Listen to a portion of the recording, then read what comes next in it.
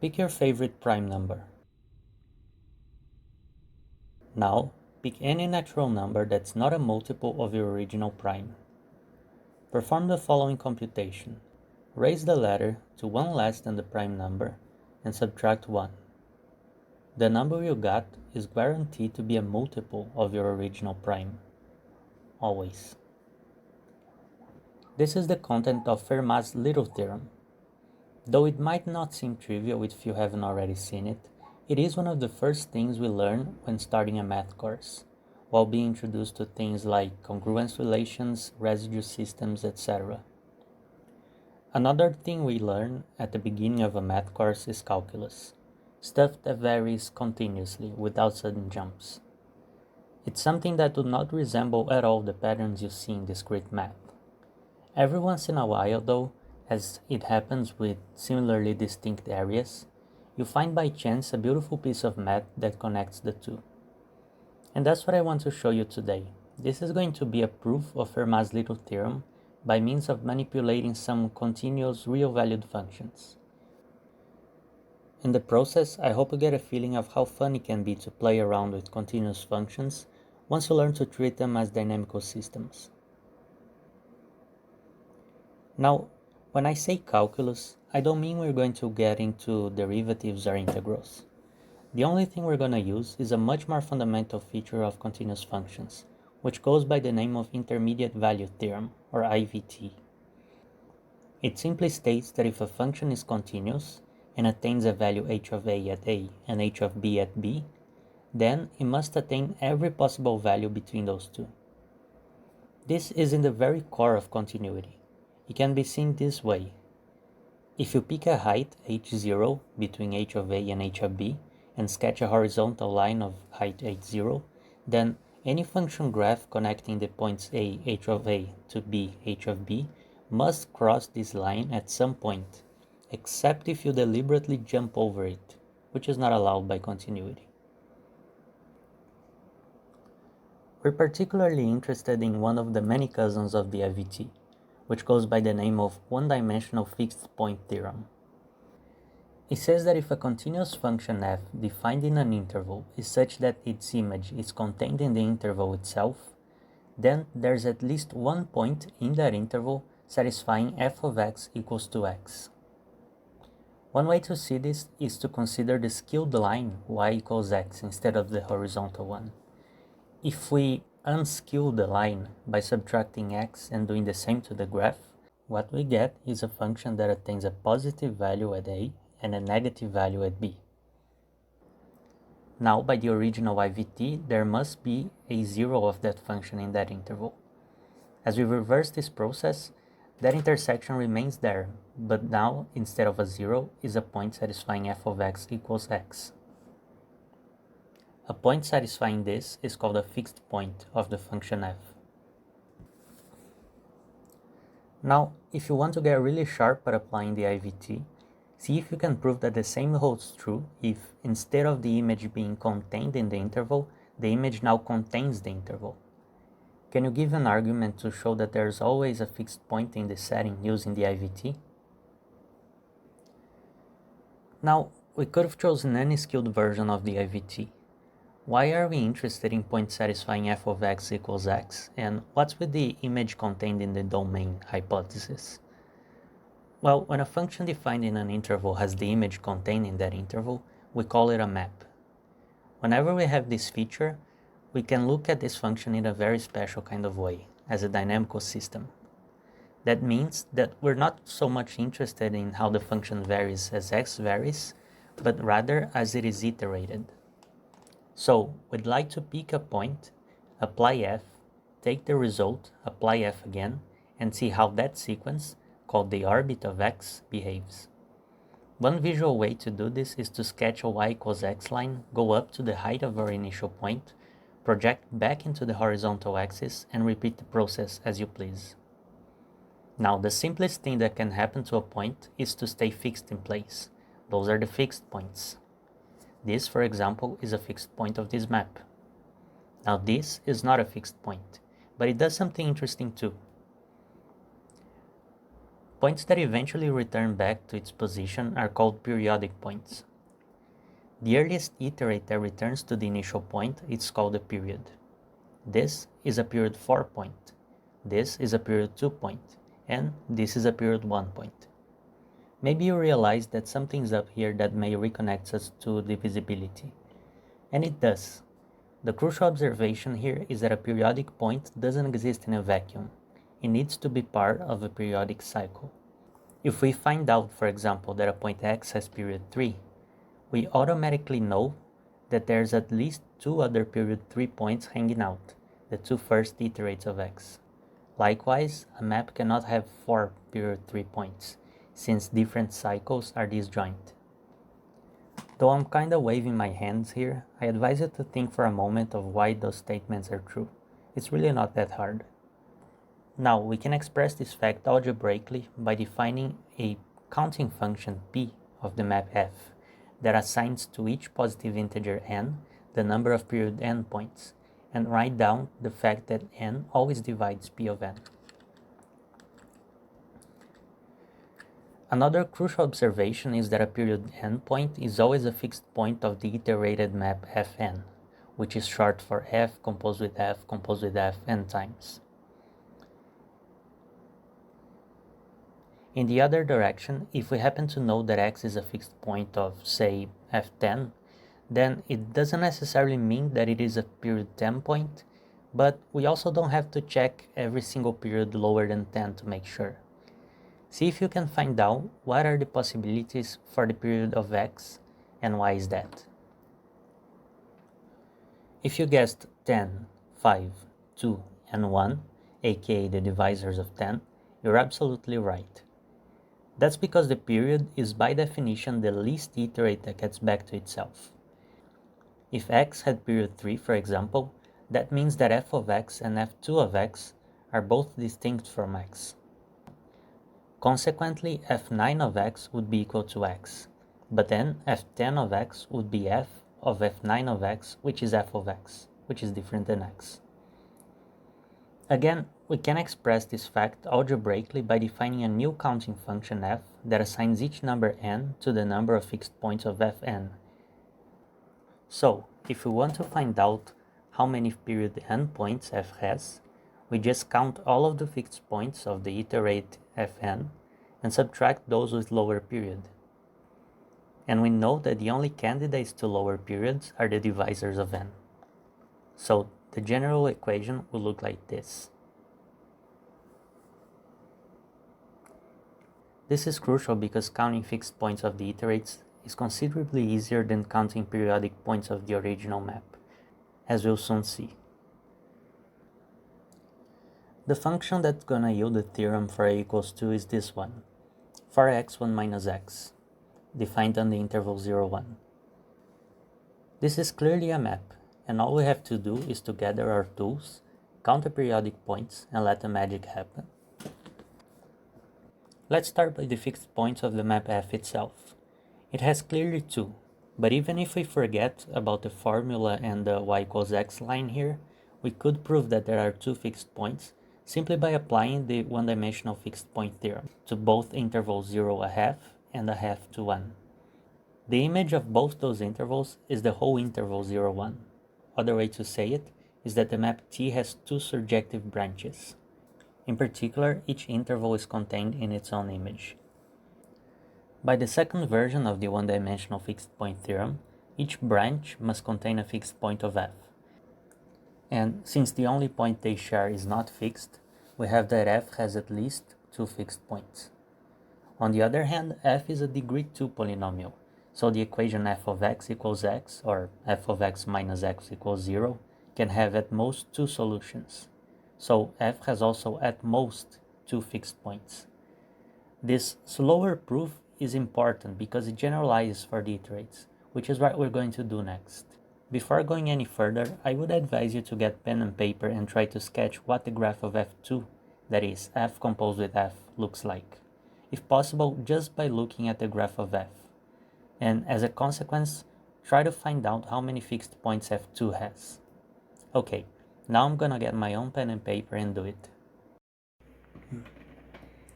Okay, so we want a sketch of f2 that's good enough so we can count its fixed points.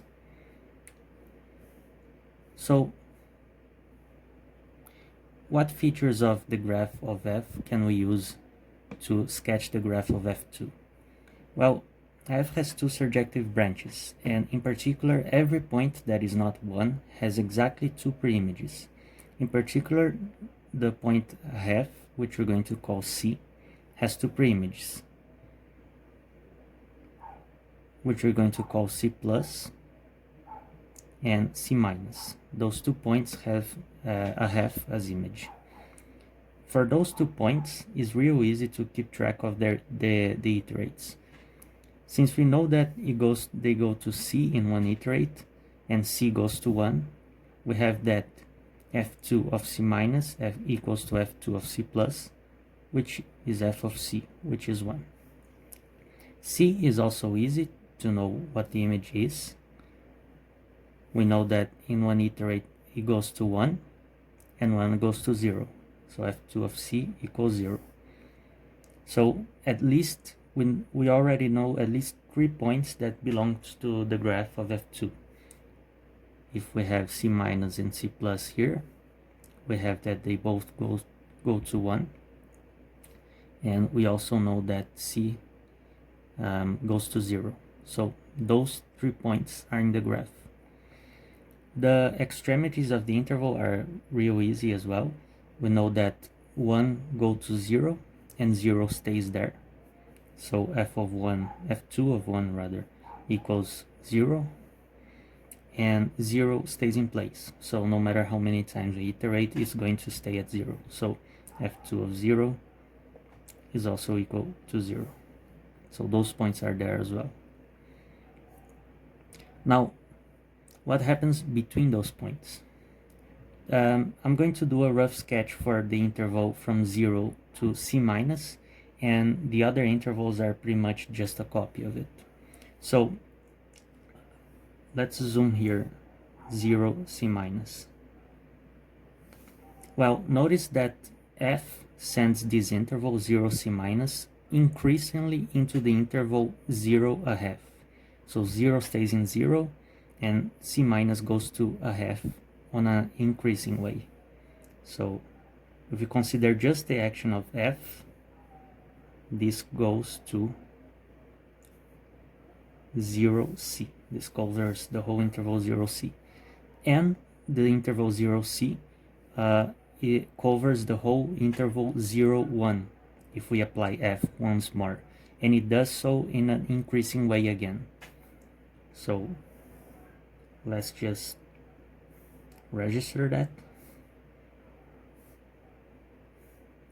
So C minus goes to C monotonically, meaning either increasing or decreasing, in this case increasing.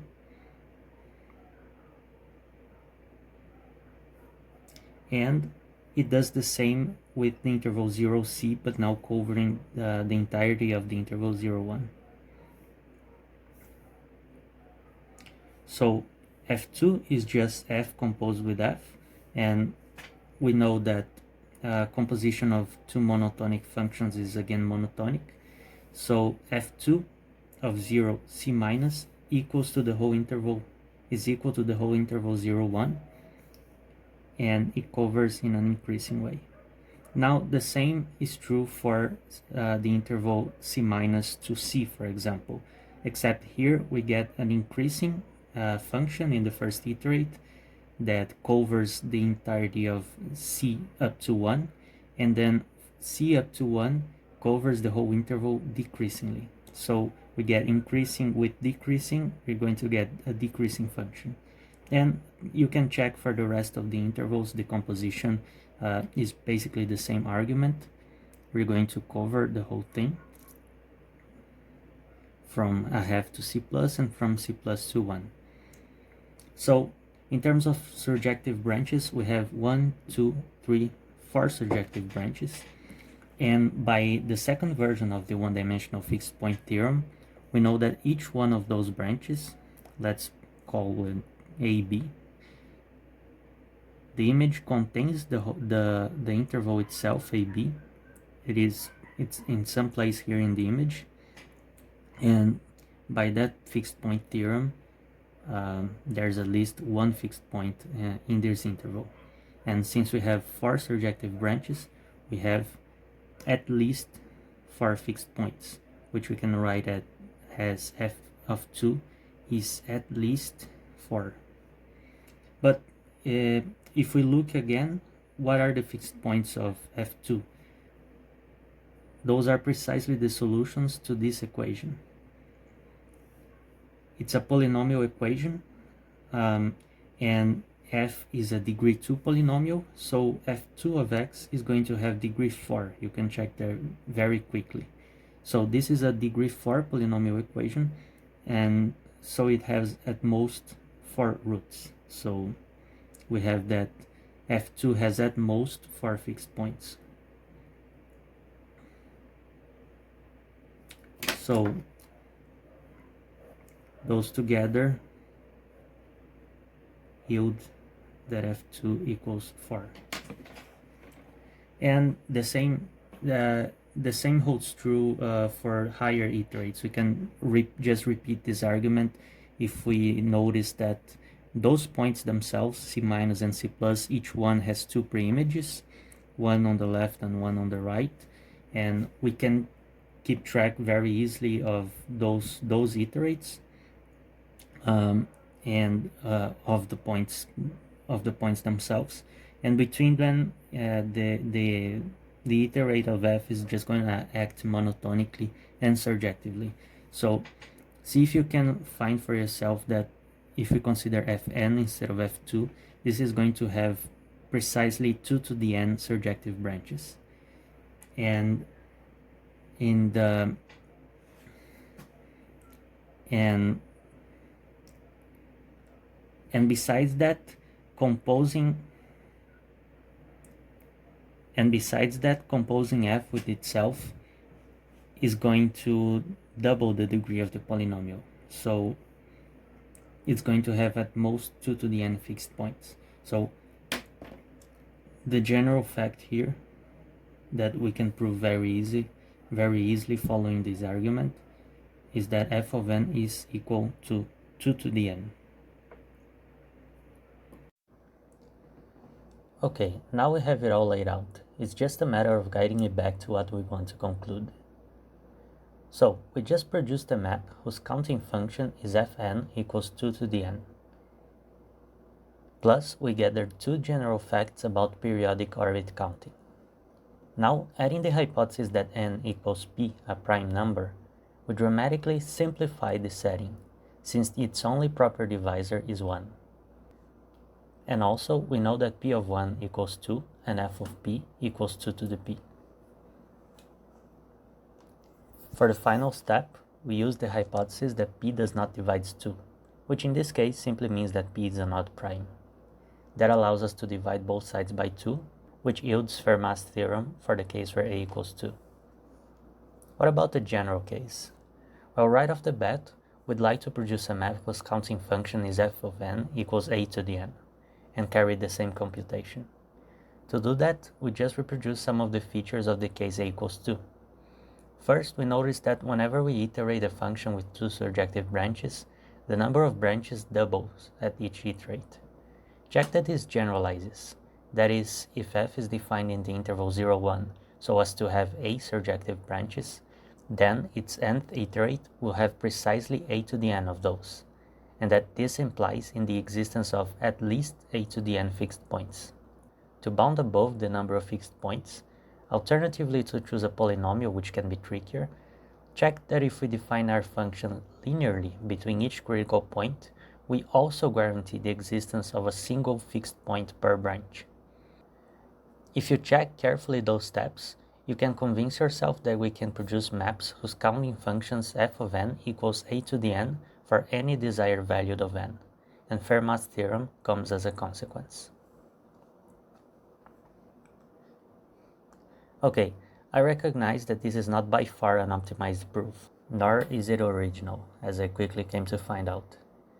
but my hope is that the path to get to the proof will spark some curiosity towards dynamical systems, as it did for me when I first discovered it. In that spirit, I'll conclude by leaving you with some other challenges that relates to questions of genuine interest in one-dimensional dynamics and requires not much more than what we discussed here.